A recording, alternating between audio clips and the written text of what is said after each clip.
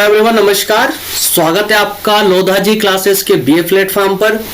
दोस्तों, BA first year में राजनीति विज्ञान प्रश्न पत्र प्रथम पर फिर से सेशन स्टार्ट हो चुका था हमारा, जिसमें हम डेमोक्रेसी पर बात कर रहे थे, जिसका सेकेंड भाग हम डिस्कस कर रहे थे। हो सकता है कोई दोस्त अभी नए जुड़े हो, नए आए हो, जो पहली बार इस सेकेंड भाग को देख रहे हो, उनसे मेरा हाथ जोड़कर एक निवेदन है, अगर आप पहली बार इस वीडियो को देख रहे हैं तो प्लीज अपना टाइम गवाए बिना अपना टाइम ना गवाए। इस वीडियो से पहले ये सेकेंड भाग है, दूसरा भाग है, इससे पहले एक भाग ऑलरेडी हो चुका है। अगर आपको नहीं पता है तो डिस्क्रिप्शन चेक कीजिए, डिस्क्रिप्शन में सेकेंड फर्स्ट भाग की लिंक मिल जाएगी, पहले उस भाग को देखना कंपलसरी है, याद रखिए। अगर डायरेक्टली इस भाग पर मूव करेंगे तो आपको समझ नहीं आने वाला है, समझ आ भी जाएगा तो पूरा समझ नहीं आएगा, लेकिन आपको लगेगा कि मुझे तो पर्याप्त समझ आ चुका है, लेकिन वो पूरा नहीं होगा। इसलिए प्लीज पहले भाग को जरूर देखें, उसके बाद ही ये सेकेंड भाग को ओपन करें, ठीक है। चलिए, बाकी सब होता रहेगा, क्लास के साथ चलता रहेगा, बाकी डिस्कशन बढ़ते हैं अपने सेशन में। थोड़ा सा लंबा चैप्टर है जो डिस्कस हम करने जा रहे हैं। तो दोस्तों, अभी तक हम जो लोकतंत्र के अंतर्गत हमारे इस टॉपिक में जो हमने बात की थी, उसमें उस टॉपिक के अंतर्गत दोस्तों अभी तक हमारा अर्थ, प्रकार और विशेषताओं पर कंप्लीट चर्चा हो चुकी थी, कंप्लीट इसको समझ चुके थे, ठीक है। मैं फिर से बोल रहा हूं, पहला भाग कंपलसरी है देखना, उसको देख लिया हो तो ही सेकंड भाग पर अर्थात इस भाग पर आना, ठीक है। तो अब हम डिस्कस करेंगे इसके गुण दोष और आवश्यक तत्वों पर।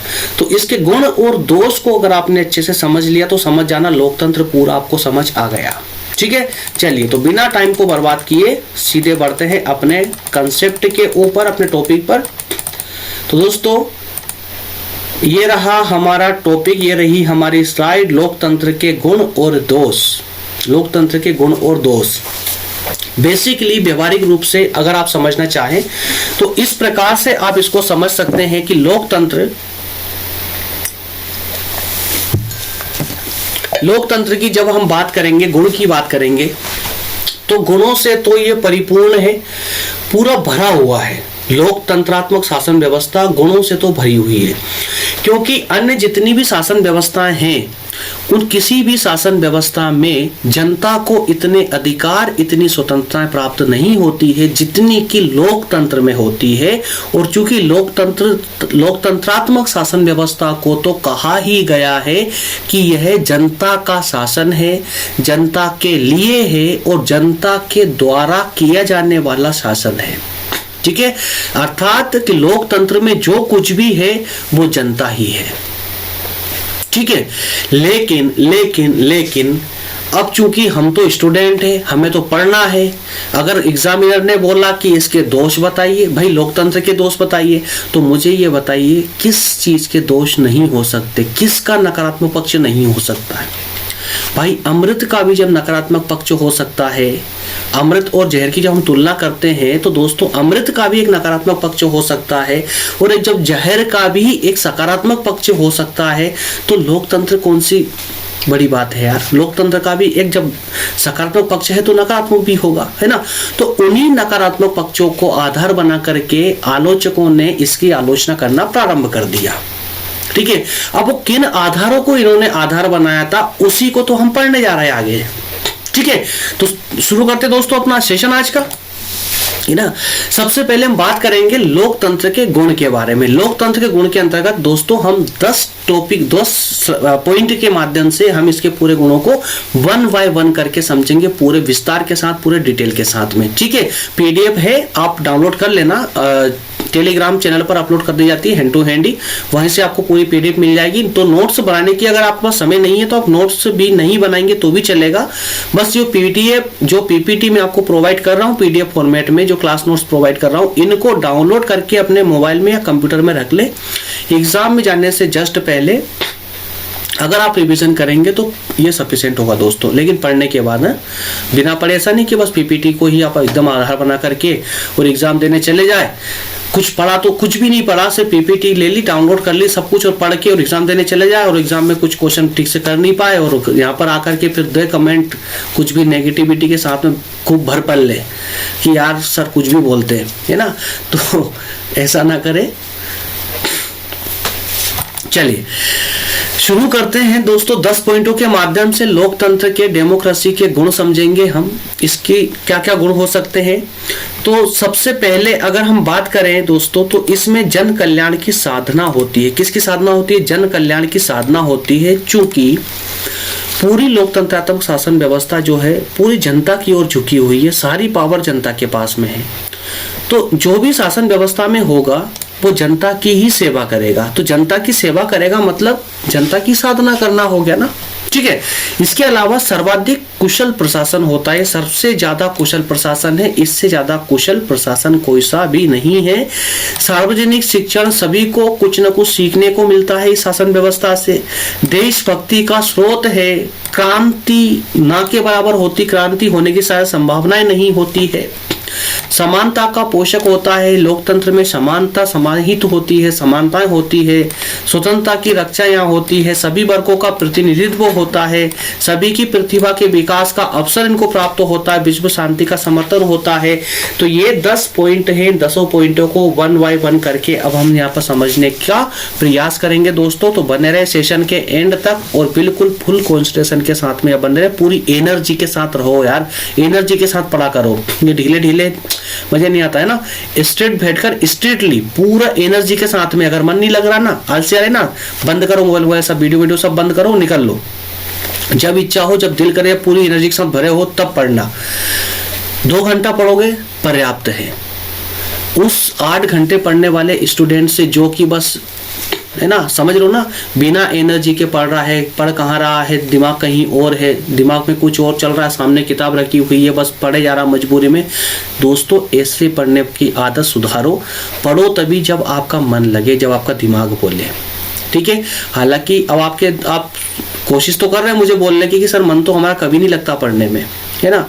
तो भाई पहले जिसमें मन लगता ना उसको कर लो, या फिर मैं तो ये बोलता हूँ कि जैसा मैं करता हूँ, जिसमें मन लगे उसको भरपल्ले कर लो, भरपूर तरीके से कर लो। जब तक आपका मन ना भरे तब तक करो, और जिस दिन मन भर जाए ना उस दिन आ जाना किताबें वापस लेकर के, ठीक है।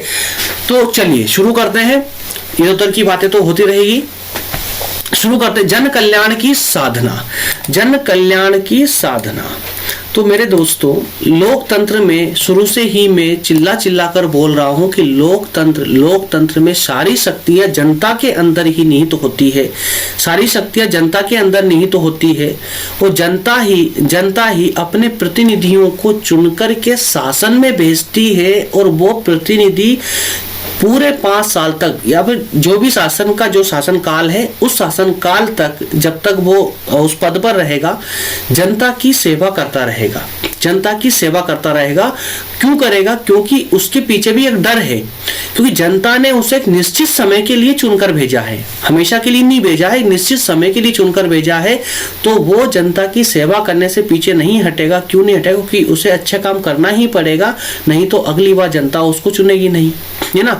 तो ये डर हमेशा उसके अंदर बना रहता है। इसी कारण से दोस्तों इसमें कहते हैं कि जन कल्याण की भावना जो है या साधना इसमें एक समाहित तो होती है। तो इनकी जनता की इच्छा है, जनता की आवश्यकताओं से वो प्रतिनिधि भली भांति रूप से परिचित होते हैं। इसी कारण से दोस्तों वो जनता की साधना में हमेशा पूरे शासनकाल तक लगा रहेगा, ठीक है। मैं इनके सिर्फ आपको व्यवहारिक रूप से समझाते चल रहा हूँ। स्लाइड को पढ़ना, स्लाइड को समझना, ये आपके ऊपर छोड़ रहा हूँ मैं, आपको करना है ये, ठीक है।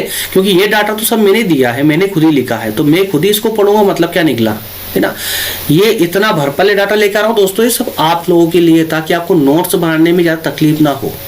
अगर कोई ईमानदार स्टूडेंट, कोई ईमानदार छात्र नोट्स बना रहा है, क्लास को भी देखने के बाद में नोट्स बनाने बैठ रहा है, अगर मेरी बातों पे अमल कर रहा है, तो उसको इतनी तकलीफ ना हो कि नोट्स कैसे बनाए, कौन सा डाटा लिखे, कौन सा नहीं लिखे, किसको छोड़ना है, किसको कवर करके चलना है, उसमें ज़्यादा दिक्कत ना है। इसलिए मैं ये सब डाटा आपको प्रोवाइड करता हूँ, है ना। बस इसे भरपले फोकट में दे रहा हूँ दोस्तों, थोड़ा इनका लाभ उठाइए यार। और जो नोट्स नहीं बना पा रहे हैं, हो सकता कोई कारण हो, या हो सकता आप इस विश्व के सबसे बड़े आलसी स्टूडेंट हो, जो आप नोट्स नहीं बना पा रहे हैं, तो आपके लिए भी है भाई ये PDF सेव करके रखे, अच्छे से इसका बार बार रिविजन लगाते रहे, है ना। इसी कारण से डाटा दिया है मैंने आपको। नहीं तो पहले मैं डाटा नहीं देता था दोस्तों, मात्र टॉपिक का पॉइंट का नाम रखता था, उस पॉइंट को एक्सप्लेन कर देता था, और फिर क्या होता था, आप लोग ही नोट्स बनाने में कंफ्यूज, उसके बाद में क्या पढ़ा था, 2 दिन बाद में दिमाग से साफ। तो इसीलिए कारण से मैंने थोड़ा पीपीटी में अब थोड़ा सा ये डाटा डालना मैंने प्रारंभ किया है, जिससे आपकी कन्फ्यूजन टोटली कंप्लीट खत्म हो जाए। बहुत सारे स्टूडेंट हैं जो बुक अभी तक लेकर नहीं आ पाए हैं, पॉलिटी खत्म होने वाली है उनकी, लेकिन अभी तक उन्होंने बुक परचेस नहीं की है, उनका भी यहाँ पर नुकसान नहीं होगा अगर आपके पास में पूरी 1 से लेकर के अभी तक की पूरी पीपीटी अगर आपके पास है तो। ठीक है, चलिए तो व्यवहारिक रूप से समझते चले, ज्यादा डीपली ना जाए। डीपली जाना, स्लाइड में जाना, आराम से खुद पढ़ना, इसको एनालाइज करना है ना। एनालाइज पे पूरा जोर देता हूँ, एनालाइज करोगे बहुत अच्छी बात है, एनालाइज करोगे तो पूरा टॉपिक कंसेप्ट समझते चलोगे, समझ आएगा। ठीक है, सर्वाधिक कुशल प्रशासन, सबसे ज्यादा कुशल प्रशासन दोस्तों, तो इस विश्व में जितनी भी शासन व्यवस्थाएं हैं उन सभी शासन व्यवस्थाओं में सबसे ज्यादा अगर कोई कुशल प्रशासन है, सबसे लायक प्रशासन है, तो वो यही है, कौन सा, लोकतंत्र। ठीक है, याद रखना, लोकतंत्र ही सबसे ज्यादा कुशल प्रशासन है, इससे ज्यादा कुशल प्रशासन और कोई नहीं है। ठीक है, अब क्यों है ये तो मैं आपको बार बार बता चुका हूं। सबसे ज्यादा अधिकार स्वतंत्रता किस में प्राप्त है, लोकतंत्र में ही जनता को मिलती है। ठीक है ना। चलिए नेक्स्ट है सार्वजनिक शिक्षण और उसके बाद में है देशभक्ति का स्रोत। सार्वजनिक शिक्षण मतलब सिंपल सा पॉइंट है, लोकतंत्र में जनता का शासन होता है, बहुत सारे प्रतिनिधि होते हैं, किसी एक व्यक्ति का शासन नहीं होता है, बहुत सारे प्रतिनिधि जो है चुन करके वहां जाते हैं, का सरकार में सरकार बनाते हैं। तो ये एक ऐसी शासन व्यवस्था है जहां प्रत्येक व्यक्ति को एक सीखने का अवसर मिलता है, प्रत्येक व्यक्ति शासन व्यवस्था में भाग ले सकता है, राजनीति में भाग ले सकता है, तो इस प्रकार से वो किसी भी पद के लिए अपने आप को योग्य बना सकता है। तो ये अवसर मिलता है प्रत्येक व्यक्ति को, इसलिए कहा गया है कि सबके लिए समान रूप से शिक्षण की व्यवस्था इसके अंतर्गत समाहित है। ठीक है, दूसरा है देशभक्ति का स्रोत। दूसरा क्या है, देशभक्ति का स्रोत।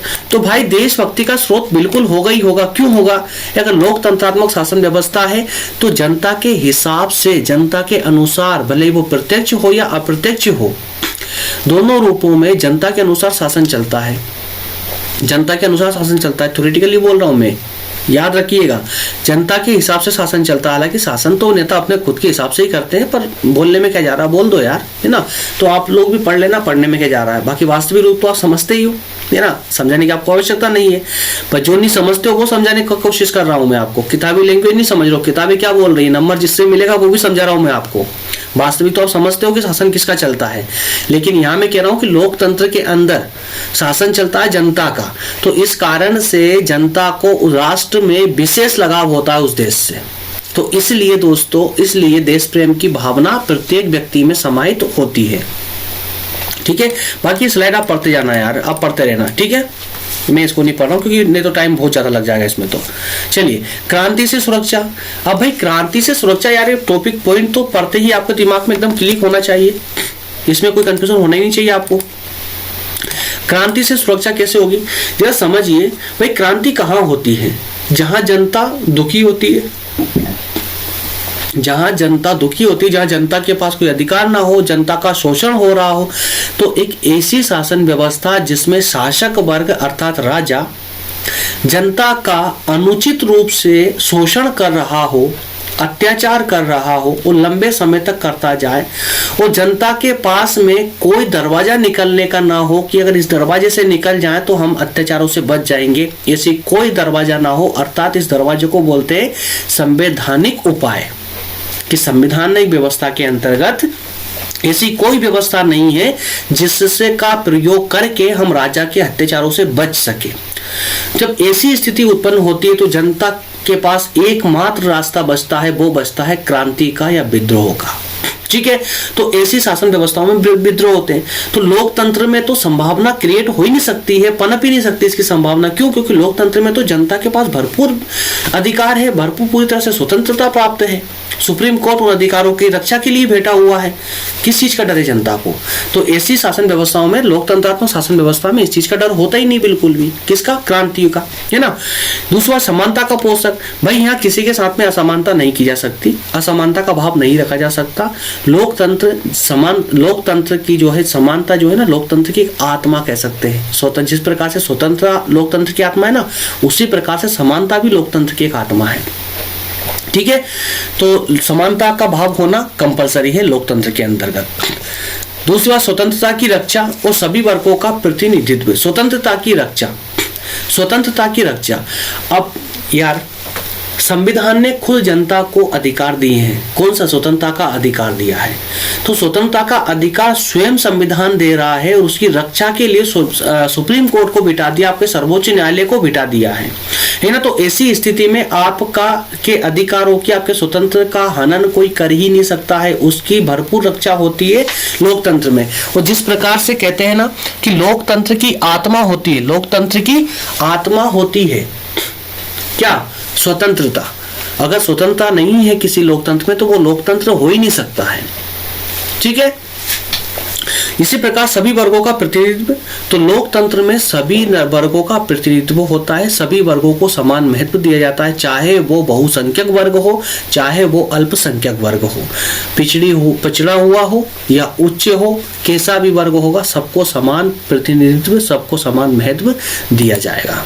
क्लियर है? चलिए नेक्स्ट बात करेंगे सभी की प्रतिभा के विकास का अवसर। तो दोस्तों लोकतंत्र में हर प्रत्येक व्यक्ति को अपने व्यक्तित्व के विकास का जो है एक उचित अवसर जरूर प्राप्त होता है, जरूर वो एक अवसर मिलता है।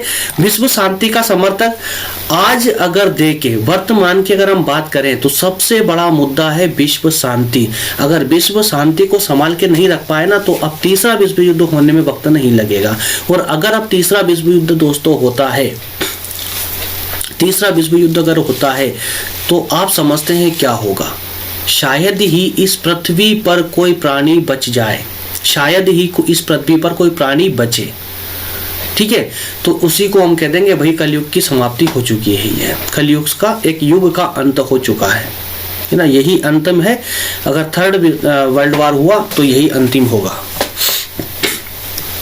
ठीक है, तो जो लोकतंत्रात्मक शासन व्यवस्था है वो विश्व शांति के लिए तो सबसे बड़ा हथियार है ये, जिसके द्वारा विश्व शांति स्थापित बिल्कुल की जा सकती है। ठीक है, चलिए अब बात करेंगे दोस्तों लोकतंत्र के दोष के बारे में। अभी तक हमने इसकी सारी अच्छी बातें पढ़ ली है, लोकतंत्र में जितनी भी अच्छी बातें हो सकती थी लगभग सबको हमने कवर कर लिया है। अब जरा आ जाइए इसके दोष पर। अब दोष में थोड़े से आप कंफ्यूज हो रहे थे कि सर इसका दोष क्या क्या बताएं, क्या क्या दोष हो सकते हैं। तो भाई आलोचक कम नहीं है, बहुत आलोचक है। उन्होंने फिर भी कैसे भी करके बहुत सारे आधार बनाए लिए और उन आधारों में से 10 आधार तो मैं चोरी करके आपके लिए ले आया हूं। ये 10 पॉइंट आपके लिए हैं। 10 पॉइंटों पर आप जरा सा गौर करेंगे, एग्जाम में लिखेंगे, भरपूर नंबर, भरपल्ले नंबर मिलेंगे आप लोगों को। चलिए एक एक करके दोस्तों इनको भी हम डिस्कस कर लेते हैं, एक एक करके डिस्कस करते हैं, डायरेक्ट स्लाइड में चलते हैं, है ना। चलिए तो सबसे पहले हम बात करेंगे गुण की अपेक्षा संख्या पर महत्व। आपने कभी तो सुना होगा लोकतंत्र मतलब भीड़ तंत्र, सुना है कभी ये शब्द? लोकतंत्र अर्थात भीड़ तंत्र। लोकतंत्र को भीड़तंत्र इसलिए कहा गया है क्योंकि इसमें एक व्यक्ति का शासन नहीं होता है, एक व्यक्ति की नहीं चलती है। इसमें जनता जितने भी प्रतिनिधियों को चुनकर भेजती है, तो देश में अगर जैसे भारत जैसे देश में या चीन जैसे देशों में जितनी ज्यादा जहाँ पब्लिक होगी तो वहाँ प्रतिनिधि ज्यादा होंगे। तो संसद में ऐसी भीड़ होती है। आपने देखा होगा कभी राज्यसभा लोकसभा चैनल चलते हैं टीवी पर, उन चैनलों में देखना यार कभी कैसे मतलब बोलने में कोई वो हर्ज नहीं है, बिल्कुल कुत्ते से लड़ते हैं। ठीक है, तो ऐसे लड़ते हैं कि यार स्वाभाविक रूप से हम अपन लोग भी नहीं लड़ते होंगे, एक सामान्य व्यक्ति भी नहीं लड़ता होगा अपने मोहल्ले में। इस कदर से वहां पे संसद में से मतलब कुछ भी तो ठीक है जैसा नहीं करना चाहिए वो करते हैं। संसद को तो हम मंदिर बोलते हैं ना, लोकतंत्र का मंदिर बोलते हैं, लेकिन वहां पर भी लोग बाज नहीं आते अपनी हरकतों से। तो इसी कारण से उसको एक भीड़ तंत्र कहा गया है लोकतंत्र को। तो लोकतंत्र एक व्यक्ति के सिद्धांत पर चलता है। क्या चलता है? लोकतंत्र एक व्यक्ति के सिद्धांत पर चलता है, लेकिन योग्यता की दृष्टि से अगर हम देखें तो सभी व्यक्ति तो समान नहीं हो सकते, सभी व्यक्ति तो समान नहीं हो सकते। तो लोकतंत्र में गुण की अपेक्षा संख्या को ज्यादा महत्व दिया जाता है, पार्टी विशेष होती है, याद रखिएगा। ठीक है, नेक्स्ट बात करेंगे दल प्रणाली का अहितकर प्रभाव, दल प्रणाली का अहितकर प्रभाव। दोस्तों आज की राजनीति में कहीं दूर मत जाइए, इसे भारत की सोचिए, भारत का नजरिया आप दिमाग में आपका फिट होना चाहिए। जब हम राजनीतिक पार्टी की बात करेंगे तो राजनीतिक पार्टी आपके दिमाग में होना चाहिए। सरकार की बात करेंगे, सरकार, केंद्र सरकार, राज्य सरकार, सब अपने दिमाग में से अपने सबसे पहले भारत का ही चित्र आपके पास दिमाग में आना चाहिए। ठीक है, तो दल प्रणाली का अहितकर प्रभाव, जरा यार इस बात को सोचिए कि कोई एक व्यक्ति तो है नहीं जो सरकार बनाता है, बल्कि सरकार कौन बनाता है? यहाँ पर राजनीतिक पार्टियां सरकार बनाती है। अब भाई राजनीतिक पार्टियों में क्या एक व्यक्ति, सारे एक जैसे व्यक्ति एक जैसे हो सकते हैं? हो सकता है भाई कोई सज्जन इंसान पहुंच गया जो सिर्फ और सिर्फ देश की सेवा करना चाहता हो, जनता की सेवा करना चाहता हो, लेकिन एक अगर सेवा करेगा और बाकी के जितने हजारों लोग पार्टी में हैं, क्या सब सेवा करने आए हैं?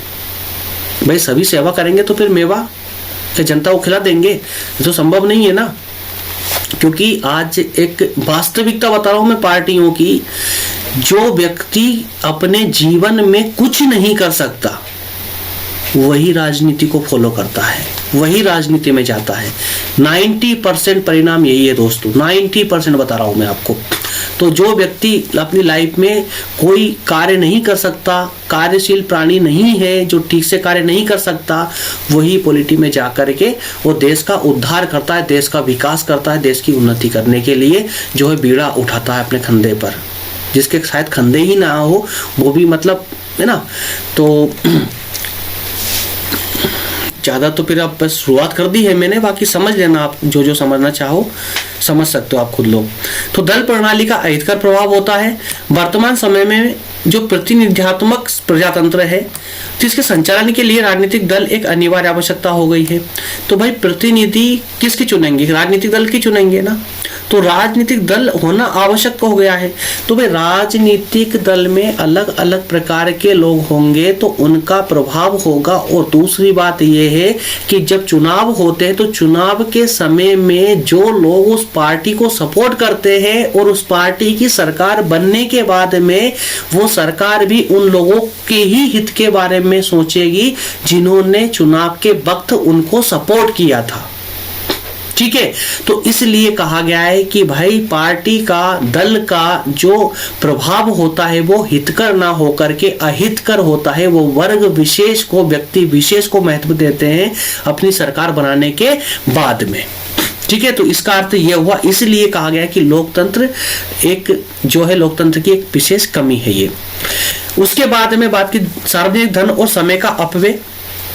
शॉर्ट में समझते चले, सार्वजनिक धन का अपव्यय बिल्कुल 100% होता है, इस बात से कोई इग्नोर नहीं कर सकता है। अभी आप किसी भी सरकारी विभाग में जाकर देखना दोस्तों, जो 10 मिनट का काम होता है उसमें आपको 2 दिन लग जाएंगे, 3। हालांकि अब थोड़ा सा डिजिटल होता जा रहा है तो थोड़ा सा जल्दी हो रहा है, लेकिन आज भी फिर भी दोस्तों जो 10 मिनट का काम है उसमें 2 दिन 100% लगने ही लगने हैं। और भ्रष्टाचार है, भरपल्ले है, वो तो एक अलग ही बात है। हर एक सरकारी विभाग, ऐसा कोई भी सरकारी विभाग आज अछूता नहीं बचा है जिसमें भ्रष्टाचार ना हो। मैं खुला बोल रहा हूं, हर एक विभाग में कोई ऐसा विभाग नहीं जिसमें भ्रष्टाचार ना हो। हर एक सरकारी विभाग में भ्रष्टाचार है आज, है ना। तो लोकतंत्र की सबसे बड़ी विशेषता है, सबसे बड़ा अगर कोई दोष है तो वो ये भ्रष्टाचार वाला दोष है दोस्तों। तो सार्वजनिक धन, अब कोई एक व्यक्ति का धन तो होता नहीं, किसी सरकार का धन तो होता नहीं, किसी एक नेता विशेष का धन तो होगा नहीं है भाई, अपने जैसे लोग, जो जनता है, जनता का ही तो धन है ये। तो इस सार्वजनिक धन का अपव्यय होता है और समय की बर्बादी होती है। कई सारे कार्य ऐसे होते हैं जिनको करने में सालों निकल जाते हैं दोस्तों। और कुछ काम तो ऐसे होते हैं, कुछ चीजें तो ऐसे आती है, कुछ कार्य ऐसे होते हैं जो जैसे कुछ प्लानिंग योजना बना दी गई है तो उनको पास होने से पहले ही वो खत्म हो जाती है ना। कोई सारी योजना ऐसी होती है। तो ये लोकतंत्र का ही एक पूरा जाल है, जिस कारण से जो है इसमें कोई भी गति नहीं है, क्रियाशीलता की एक गति नहीं है। ठीक है, दूसरी अयोग्यता की पूजा, भर पल्ले बिल्कुल राजनीति की बात करोगे तो अयोग्य व्यक्ति को भी पूजा जाता है। यहाँ पर कोई शंका की जगह ही नहीं है, है ना। अयोग्यता की पूजा होती है। समझदार विद्वान लोगों के द्वारा कहा गया है भाई कि एक कार्य विशेष को करने के लिए जिस प्रकार से चिकित्सा करने के लिए चिकित्सक की आवश्यकता होती है, एक मकान बनाने के लिए एक विशेष कारीगर की आवश्यकता होती है, शिक्षा देने के लिए एक शिक्षक की आवश्यकता होती है, उसी प्रकार शासन चलाने के लिए भी तो उसका एक ज्ञाता होना चाहिए। पर क्या आपको लगता है जो किसी काम का नहीं था, किसी लायक नहीं था, नालायक था, वो राजनीति में आकर के क्या वो देश का उद्धार कर सकता है, शासन व्यवस्था संचालित कर सकता है उचित रूप से? क्या वो भ्रष्टाचार नहीं फैलाएगा, है ना? तो इस कारण से इसे इस लोकतंत्र का सबसे बड़ा एक दोष की श्रेणी में इसको रखा गया है, एक बड़ा दोष कहा गया है कि इसमें अयोग्यता की पूजा होती है। यहाँ पर कोई योग्यता का कोई स्थान ही नहीं है, और जो योग्य है वो इनके नीचे आते हैं, इनके प्रभाव में, इनके अधीन होकर कार्य करते हैं। जैसे कि योग्य होते हैं हमारे IAS ऑफिसर, योग्य होते हैं हमारे सरकारी अधिकारी, ठीक है, वो अपनी क्षमता पर, अपनी कार्य कुशलता, अपनी योग्यता के साथ में दोस्तों अपने पद को धारण करते हैं। वो किसी जनता के पैर पकड़ के वहां तक नहीं पहुंचते, वो अपनी योग्यता से पहुंचते हैं। और ये लोग, नेता लोग क्या करते हैं, उन पर प्रभाव डालते हैं, अनुचित रूप से प्रभाव डालते हैं और उसके बाद में अपना कार्य करवाते हैं। तो ये हमारी एक लोकतंत्र की विशेषता है, जिसे हम गुण, माफ कीजिएगा, दोष की श्रेणी में रखेंगे। ठीक है ना, क्लियर होता चल रहा है। अब आगे आता है एक भ्रष्ट शासन व्यवस्था। मैं इसके बारे में बात ही नहीं करूंगा, है ना, पढ़ लेना आप खुद ही। धनवानों का शासन, बिल्कुल प्रजातंत्र में जिस प्रकार से खुले चुनाव होते हैं, जो आम चुनाव होते हैं, क्या आपको लगता है एक निर्धन व्यक्ति चुनाव लड़ सकता है? लगता है आपको कि एक निर्धन व्यक्ति चुनाव लड़ सकता है? और चलो कैसे जैसे तैसे करके कोई 10-20 हजार रुपए इकट्ठे करके अगर उसने नॉमिनेशन फॉर्म भर भी दिया तो क्या जीतने की संभावना है उसकी? और बहुत ज्यादा लोकप्रिय होगा और उसके पास पैसा नहीं है, निर्धन है, तो क्या वो चुनाव से पहले मारा नहीं जाएगा? ठीक है ना, यही तो भीड़तंत्र का प्रभाव है। तो ये है लोकतंत्र का एक दोष, समझते चलना खाली बस आप। ठीक है, अनुत्तरदायी शासन। अनुत्तरदायी शासन, कोई उत्तरदायित्व नहीं है। लोकतंत्र में कहा तो गया है कि सारे जो प्रतिनिधि होते हैं सबके सब किसके प्रति उत्तरदायी होंगे? जनता के प्रति उत्तरदायी होंगे।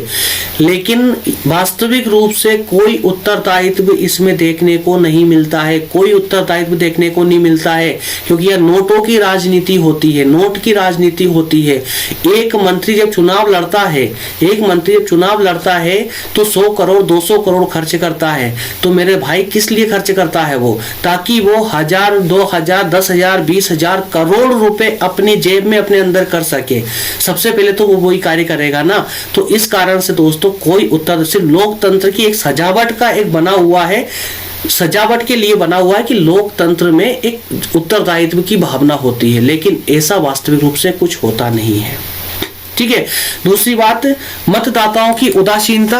मतदाताओं की उदासीनता बिल्कुल साफ, इसमें मतदाताओं की उदासीनता देखने को मिल रही है, क्योंकि इतने साल हमें भी स्वतंत्रता के हो चुके हैं, 75 साल की स्वतंत्रता हम प्राप्त कर चुके हैं। उसके बाद भी आज भी दोस्तों सिर्फ 50% लोग ही ऐसे हैं जो मत देने जाते हैं, चुनाव में जो है मत डालने जाते हैं, अपना मत का प्रयोग करते हैं। ऐसे सिर्फ 50% जनसंख्या ये आज भी भारत में। लोकतंत्रात्मक देश है हमारे यहाँ पर, विश्व का सबसे बड़ा लोकतंत्र देश है हमारा। उसमें क्या स्थिति है? 50% लोग अपने चुनाव डाल। अब जब 50% लोग जो बच रहे हैं वो अगर मत नहीं डाल रहे तो क्यों नहीं डाल रहे हैं? उनकी भावनाओं को समझिए आप कि वो इन चीजों संतुष्टि नहीं है यार कि सब कुछ गलत है ना, ये सब बकवास है। तो इस कारण से वो उदासीन है। ठीक है ना, इस प्रकार से आप इनको कंप्लीट करते चलेंगे दोस्तों। 2 पॉइंट और इसके डिस्कस करना है हमें। पेशेवर राजनीतिज्ञों का विकास, जिस पर मैं बार बार आपको बोल रहा हूं, वो देख लीजिए जरा। जो नालायक है, प्रथम स्लाइड में जो दिख रहा है आपको, नालायक है वही इसमें आते हैं, जो कभी कुछ कर नहीं पाते हैं। व्यापारी, व्यापार, शिल्प या कोई ईमानदारी से करने वाला या कोई योग्यता के साथ जो कार्य किया जाता है, ऐसे कोई कार्य नहीं करने वाला ही इंसान ही राजनीति में भाग लेता है। इसलिए ये एक पेशा बन जाता है। राजनीति क्या बन जाती है? एक पेशा बन जाती है उन लोगों के लिए। ठीक है, युद्ध और संकट के समय में निर्बल, युद्ध और संकट के समय में निर्बल। तो लोकतंत्र में सरकार प्रायः युद्ध और संकट के समय निर्बल सिद्ध होती है। क्यों होती है? क्योंकि अवसरों पर त्वरित निर्णय, क्योंकि यार देखिए, जब भी देश पर कोई संकटकालीन स्थिति आती है तो उस देश में हैंड टू हैंड डिसीजन होना चाहिए, तुरंत निर्णय लेने की क्षमता होना चाहिए। लेकिन लोकतंत्र में ये संभव नहीं है, क्योंकि एक भीड़ तंत्र होता है, बहुत ज़्यादा फॉर्मेलिटी होती है, बहुत सारे लोगों की अनुमति लेनी होती है, संसद में चर्चा करना, लोकसभा, राज्यसभा, तो इस प्रकार में इस पूरी प्रक्रिया में बहुत ज़्यादा वक्त लग जाता है, जिस कारण से दोस्तों ये क्रियाशीलता नहीं हो पाती और ये इस अपना जो है अपनी गति का परिचय नहीं दे पाती कुल मिलाकर के। इस कारण से ये युद्ध और संकट के समय में बिल्कुल भी उचित नहीं है। ठीक है दोस्तों, आवश्यक तत्व शायद स्लाइड में छूट रहे हैं, जरा मैं चेक कर लूंगा बाद में, है ना। तो उसको ऐसा होगा तो हम नेक्स्ट स्लाइड में या नेक्स्ट लेक्चर जब भी होगा हमारा उसमें थोड़ा बहुत डिस्कस कर लेंगे, बाकी मैं और चेक कर लूंगा ठीक से। तो हमारा सेशन अब ये कंप्लीट होता है। हमारा लोकतंत्र पर जो सेशन था दोस्तों काफी लंबा चला, 2 पार्ट में हमने इसको कंप्लीट किया है। इसमें मेरे हिसाब से कोई डाउट नहीं होना चाहिए, फिर भी अगर कोई डाउट होगा तो मुझे आप कमेंट करके जरूर बताइएगा। और मैं आप लोगों से हाथ जोड़ के निवेदन कर रहा हूँ, व्हाट्सएप पे मुझे सिर्फ अपने डाउट ही पूछे, डाउट के अलावा कुछ ना पूछे, अन्यथा मैं आपको ब्लॉक कर दूंगा। ठीक है, सिर्फ व्हाट्सएप पे सिर्फ और सिर्फ डाउट, जितनी भी आपको बातें करनी है सब टेलीग्राम पर। आपको नोट्स चाहिए टेलीग्राम पर जाइए, लिंक चाहिए टेलीग्राम पर जाइए, कोई वीडियो चाहिए, मैं हर लेक्चर में शुरुआत में और एंड पे दोनों टाइम बोलता हूँ, प्ले लिस्ट में जाइए, सभी लेक्चर मिलेंगे आपको। कोई डाउट हो, कोई प्रश्न हो तो बिल्कुल व्हाट्सएप पे बिल्कुल निश्चिंत और निसंकोच होकर के मुझसे क्वेश्चन कीजिए आप। ठीक है, और अन्यथा अगर फिर भी अगर आप लोग नहीं समझे तो दोस्तों मैं ये फैसिलिटी बंद कर दूंगा। ठीक है, तो प्लीज मुझे इसका मौका ना दे। अपने अधिकारों का, अपनी स्वतंत्रताओं का, अपने अधिकार, जो अधिकार आपको प्राप्त हुए हैं, जो अधिकार दिए गए हैं, उनका उचित प्रयोग करें, ताकि किसी के द्वारा निर्बंधन ना लगाया जाए, उन पर निर्बंधन ना लगाया जाए, युक्ति युक्त निर्बंधन जैसा संविधान लगाता हमारी स्वतंत्रताओं पर। ठीक है ना। ठीक है दोस्तों, मिलेंगे फिर नेक्स्ट सेशन में, और नेक्स्ट सेशन हमारा होगा राजनीतिक दलों पर। बहुत इंपॉर्टेंट सेशन दोस्तों, बहुत इंपॉर्टेंट सेशन राजनीतिक दलों पर, जिसमें हम बात करेंगे 3 प्रकार के राजनीतिक दलों पर। तो वैसे तो 3 प्रकार के राजनीतिक दल तो कई प्रकार के होते हैं, 3 प्रकार के स्वयं राजनीतिक दल होते हैं, जैसे राष्ट्रीय दल होते हैं, फिर क्षेत्रीय दल होते हैं, है ना। इसके अलावा दोस्तों हम एक बहुत इंपॉर्टेंट एक चैप्टर इसमें रहेगा दबाव समूह। तो दबाव समूह पर भी हमारा एक विस्तार से एक लेक्चर होगा। बिल्कुल भी दोस्तों कंटिन्यूअसली, ज्यादा लेक्चर नहीं बचे हैं, आराम से इसको आप कवर कर सकते हैं। ज्यादा क्लासेस नहीं होगी, मुश्किल से 5 से 6 क्लासेस इस पे और होगी और हमारा ये कंप्लीट हो जाएगा। और हाँ, आज स्पेशली बोल रहा हूँ, जो राजस्थान यूनिवर्सिटी से बिलोंग करते हैं, राजस्थान से बिलोंग करते हैं, उनके लिए इसी प्लेलिस्ट में, इसी सेशन पर 8 से 9 क्लास में अलग से लेकर आऊंगा दोस्तों। हालांकि वो सबके लिए होगी सबके लिए, लेकिन आपके सिलेबस में स्पेशली जो टॉपिक है, उन टॉपिकों के नाम से मैं पूरा एक विस्तार से, क्योंकि जो हमने अभी पढ़ाया है लगभग सभी टॉपिकों को कवर कर चुके हैं, लेकिन राजस्थान यूनिवर्सिटी में कुछ टॉपिकों को विस्तार से बताया गया है जो हमने यहाँ पर शॉर्ट में पढ़ाया है। ठीक है, तो उनको भी वापस से फिर से विस्तार से मैं उनको पढ़ाने वाला हूँ। ठीक है दोस्तों, तो मिलते हैं नेक्स्ट सेशन में मिलेंगे। और उसके साथ दोस्तों राष्ट्रीय दल, क्षेत्रीय दल और दबाव समूह पर हमारी एक विस्तार से समग्र चर्चा होगी। व्हाट्सएप नंबर ले सकते हैं, टेलीग्राम पर आपको दिख रहा है दोस्तों, टेलीग्राम पर लिंक ये आ रही है, लिंक ले सकते हैं यहाँ से। इसके अलावा जब आप टेलीग्राम पर सर्च करेंगे लोधाजी क्लासेस नाम से, तो आपको ये इस प्रकार का लोगो मिलेगा। इस लोगो देख लीजिए आप ठीक से, इस प्रकार के लोगो मिलेगा। उस ग्रुप को ज्वाइन कर लेंगे तो आपको सभी नोट्स और क्लास के लिंक वगैरह सब आपको वहां से प्रोवाइड होती रहेगी। ठीक है दोस्तों, अब तक के लिए बस यही तक। Thank you.